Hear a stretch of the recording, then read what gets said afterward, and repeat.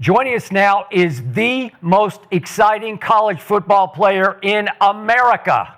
But I'll admit, I'm maybe a tiny bit biased, just a tiny bit, because Diego Pavia plays for my alma mater, my Vanderbilt Commodores, the perennial doormats of the SEC, who, by the way, believe it or not, still have a really good shot at making the playoffs. Diego, welcome to the arena, my man. Diego! So we do understand that you did spend last night, you do have a bye this week, but you did spend last night with your idol, Johnny Manziel. Maybe you partied a little bit here and there. How was last night? And did you, I hope, get some sleep? Yeah. I wouldn't even say we partied. We hung out. We had a good time. Dude, Johnny's one of the best people. People think of him as something else or whatever, but in his heart, deep in there, dude, he's one of the best people I've ever met. He really looks out for me, takes care of me. But yeah, we just had a good time and just chopped it up or whatever. We just talked about college football playoffs, and I don't know, that's about it. Yeah, I know Johnny well, and his heart is big and good. I agree. So what has he meant to you? He was there on the sideline with you at Alabama. What has he meant to you as a mentor? Well, you just think about, like, growing up, you're watching your favorite player, you know, and then like he just wants to help. He wants to help you, and I just think that's so awesome. Just because of, like, yeah, I used to watch his highlights. I still watch his highlights to this day, and it's just crazy to think like that person's out there supporting me, looking out for me, wants the best for me.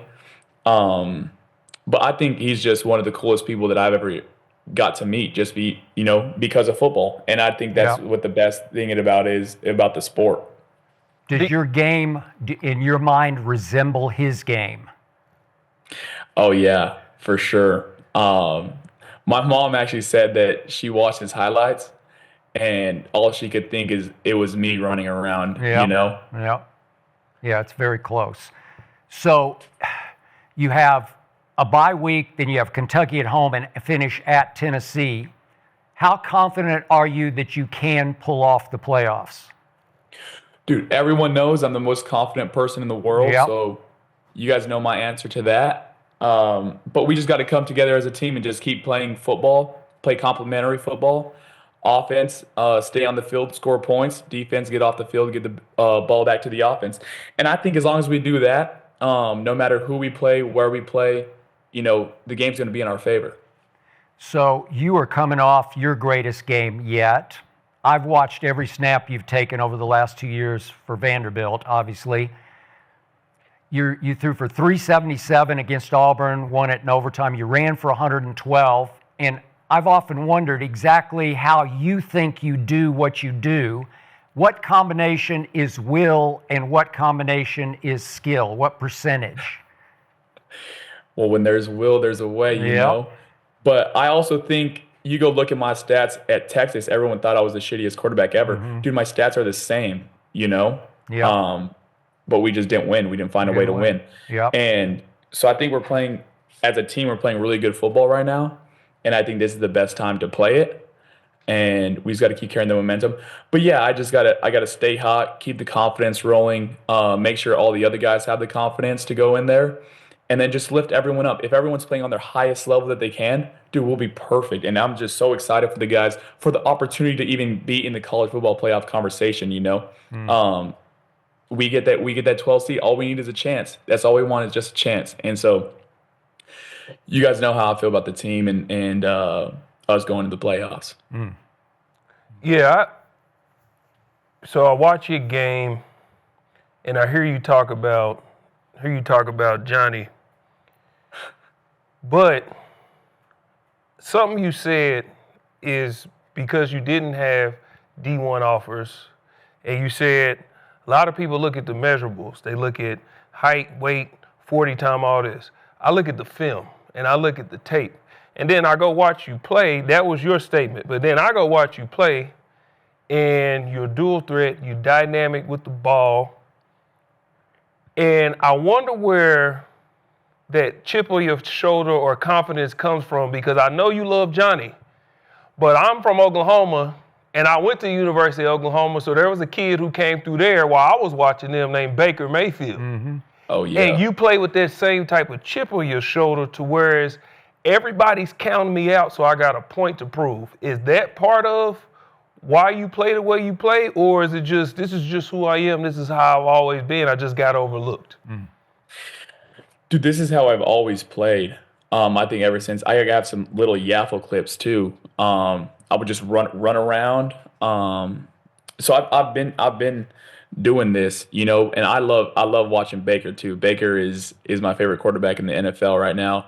You guys see, dude, size don't matter. Like if you could play ball, you could play ball in the NFL. Baker's showing it every single week. But yeah, my confidence just comes from, I think a lot of it comes from wrestling too.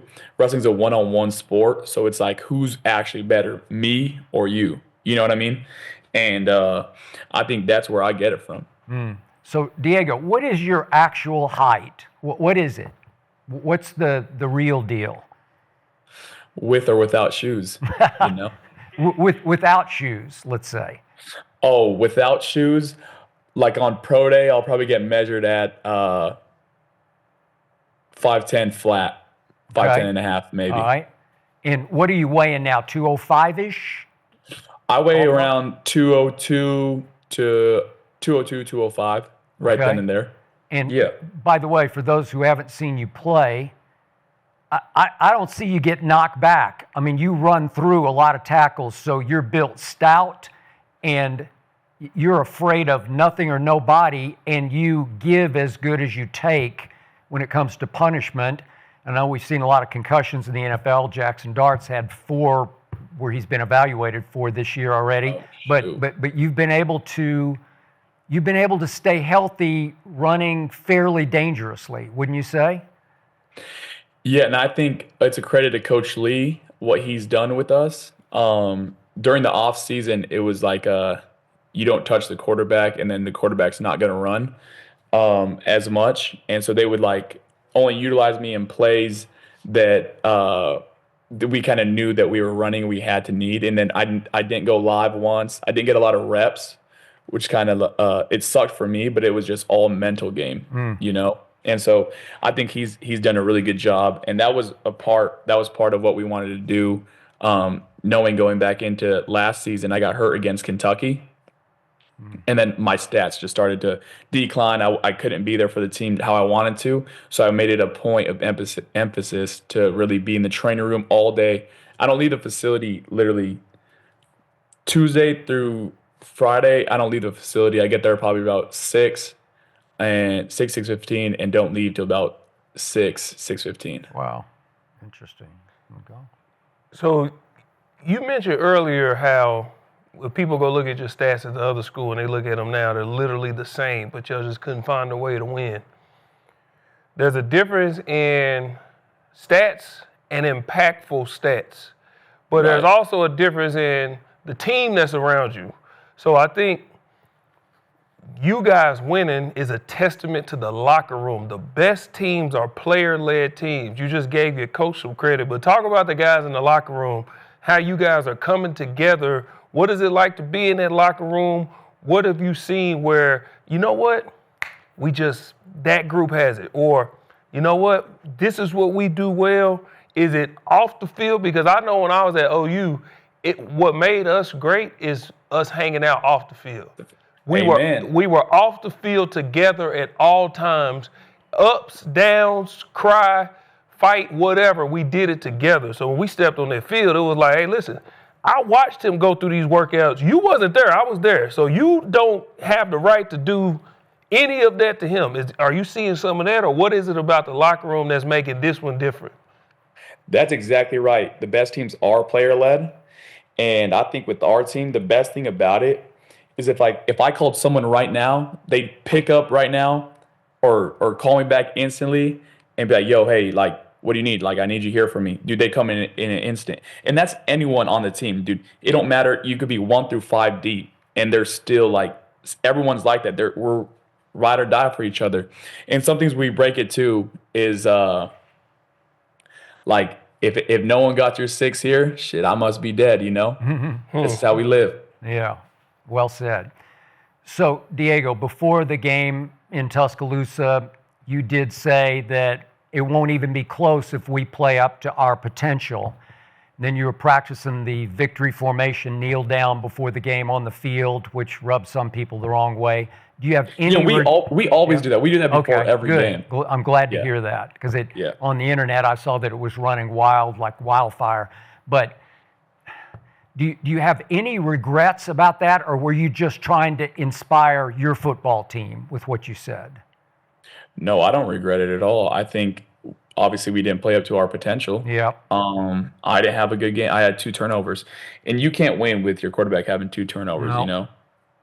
No, not. So not I blamed there. that game on me, and I won't say too much about that, but I just hope to get in the college football playoffs, and when we get in there, we're gonna be a dangerous team. Yep. So quickly, what happened at Texas where you fell way behind and then you were just miraculous in the comeback? And I thought you had a real good shot at recovering the onside. It looked like a couple of your guys had a shot. And that would have been interesting if you had gotten the ball back in your hands late in that game down, 34-31. Yeah, we could play the what ifs, but man, that was a close one. I wanted that one bad. A lot of the whole team wanted that one bad, and I still feel for the team for that one. But it's a learning lesson. We can't fall too far behind. Like maybe if we didn't have that loss against Texas, we would have never beat Auburn because we'd have fell far behind. We were down 20-10 at halftime, and we knew hey, this ain't gonna happen again. And so we were just going through that, and that kind of motivated us to we got to win. Everything's on the line right now. Mm-hmm. It's do or die, and so that motivated us during the Auburn game at halftime, and then we just went out there and played. Mm. So Diego, can you see yourself, or do you see yourself as a starting NFL quarterback? 1,000,000%. And I think whoever comes and drafts me, you give me 3-4 years. You got it? Ring? Yep. Tell them. Okay. All right. I think you just did. Right? Yeah. Well, I hope they hear it, Yeah. And I think a lot of people, a lot of teams kind of shy away from me because of my height. But dude, Bryce Young is balling. He is. Kyler Murray's a baller. Yep.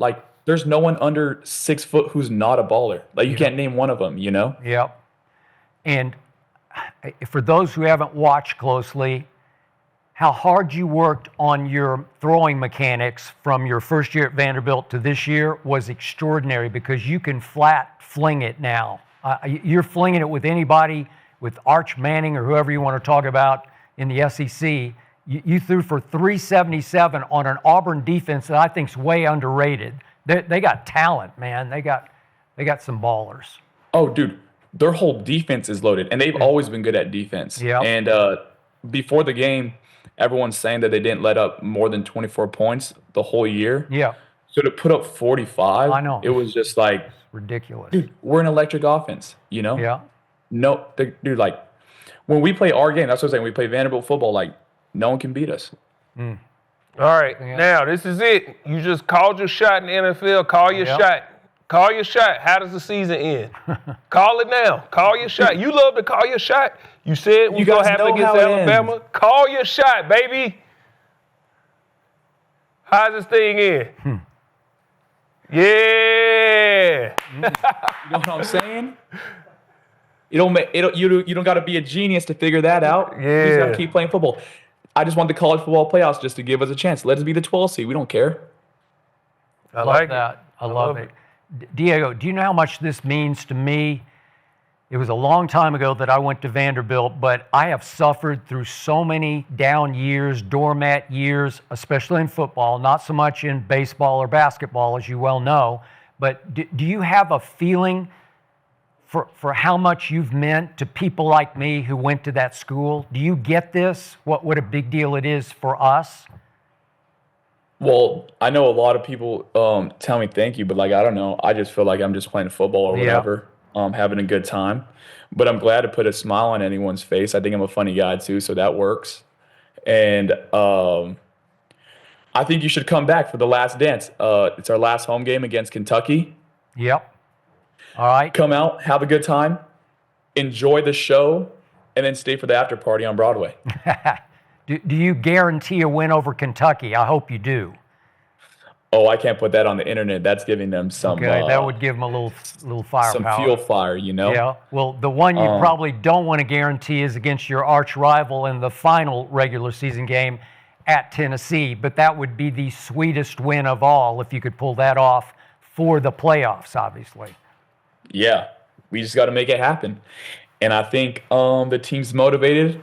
This is the perfect time to get a bye week and just relax. Yep. And me and a few of the guys are going to some of the UFC fights in New York, some O-linemen. And, dude, everyone has a wife nowadays or a kid, you know, so it's like hard to get everyone together. But yeah, it's all good. We're going to be there in New York having a good time. So and we can't wait for the rest of the season. Yeah. Are you going tonight or tomorrow to New York? No, we got practice. Okay. Right. We got practice, yeah. Who you got in the championship? Who you got in the championship? The UFC, like the main event. Who you got? Oh, you're talking for UFC. the Super Bowl or national championship? No, the UFC. You said you're going to the UFC. I'm a big UFC guy.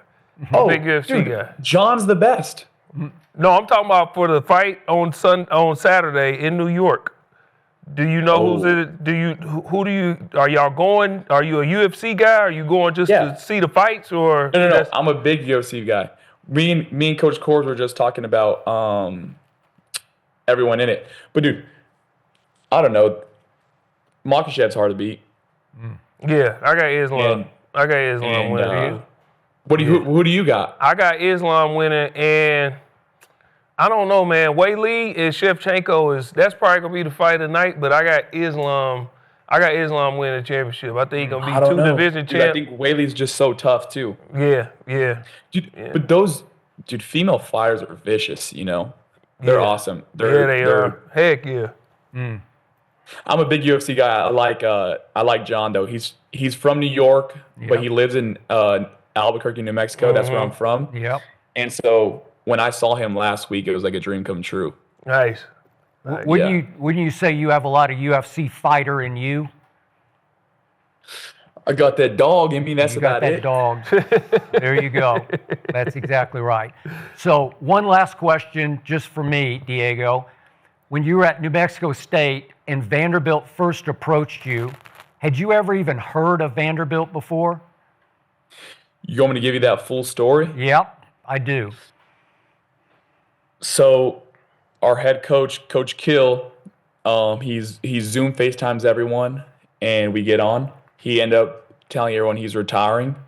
So that day, I printed out my paper, got on the transfer portal.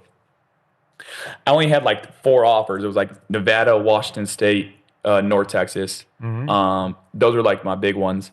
And I committed to Nevada. And I went on a visit there, loved it. Everyone, obviously, all our coaches came to Vanderbilt, and they wanted me. They just had to figure out the situation because Vanderbilt's a good school academically. Yep. So what had to happen is I had to go back to New Mexico State, withdraw out the transfer portal, go back to New Mexico State, and take 21 credits and pass all of them during the spring semester, just so I could come here in the fall. Okay. So really, that year I was like it was bad, I didn't have no team in the spring. And so I think that was hard too, because like we said, it's all about team camaraderie, and I couldn't kick it with them in the spring. No. And so like how they expect us to go freaking win all these games if I have no relationship with them. Wow. Well, you have changed life at Vanderbilt. We love you. We appreciate you. We appreciate your time here in the arena, and go get Kentucky, and then definitely go get Tennessee for me. Know that. Hey, are you coming out to the Kentucky game? You've come close to talking me into it. I'm going to think hard about it now. All right. Well, maybe we send you a jersey, put you over the top, and get you here. All right. If you'll get me a sideline pass, I'll really think about it. Oh, that's a done deal. We can even get you to freaking do the coin toss at the middle of the field if you want. I can do that. I'm good at tossing coins. You got it. All right. Okay. Thank you for your time. Appreciate you, brother. Way to go. Thanks for coming on, man. Yes, sir. All right, cool. Okay. Way to go.